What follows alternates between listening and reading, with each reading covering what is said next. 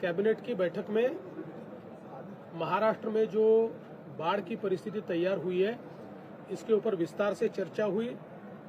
कुल मिलाकर अभी तक 975 मिलीमीटर की बारिश हुई है, जो एवरेज के 102%, सरासरी के 102% इतनी ये बारिश है। विशेष रूप से धाराशिव, अहिल्यानगर, जलगांव, सोलापुर, बीड़, परभणी, इसमें पिछले कुछ दिनों में बहुत ज्यादा बारिश हुई है। धाराशिव में एनडीआरएफ की मदद से हेलीकॉप्टर से लोगों को बाहर निकाला गया है। कई लोगों को अलग अलग जगह पर उनके लिए रहने की व्यवस्था, खाने की व्यवस्था ही सरकार की ओर से की गई है।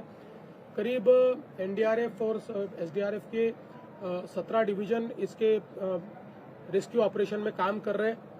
इसके साथ साथ हमने ये तय किया है कि किसानों को तुरंत मुआवजा भी दिया जाए। उस दृष्टि से लगातार जो हम लोग रिपोर्ट आते हैं, उस रिपोर्ट के ऊपर हम लोग उनके लिए जो हमारे स्टैंडिंग ऑर्डर्स है उसके अनुसार पैसा रिलीज कर रहे हैं। अभी तक राज्य सरकार ने 2215 करोड़ रुपए के जीआर निकाले, ऑर्डर्स निकाले, जिससे 31,64,000 किसानों को फायदा होगा।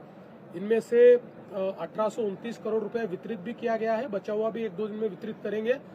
अगले 10 दिनों में किसानों के खातों में ये पैसा जाएगा। साथ साथ ये काम रुका नहीं है, जहां पर अभी भी बारिश हो रही है वहां के रिपोर्ट्स तैयार करना ये चल रहा है, तो साइमल्टेनियस काम चल रहा है। ये काम कहीं पर भी रुका नहीं है।